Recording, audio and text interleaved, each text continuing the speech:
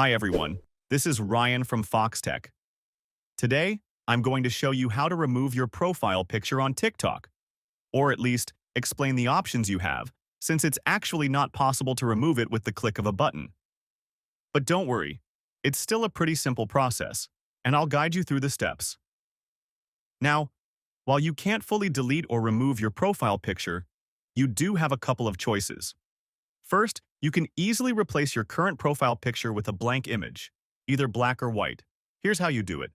Open the TikTok app on your iPhone and head to your profile by tapping the profile icon in the bottom right corner. Then, select Edit Profile.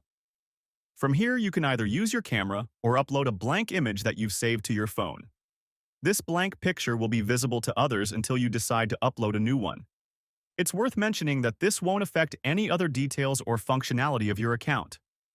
Another option is to download TikTok's default placeholder avatar, which is the icon that appears when there's no profile picture uploaded. To do this, just search online for TikTok empty profile picture. You should find the image easily. Once you download that, you can upload it as your new profile picture, which will give the appearance of having no image at all. That's all it takes.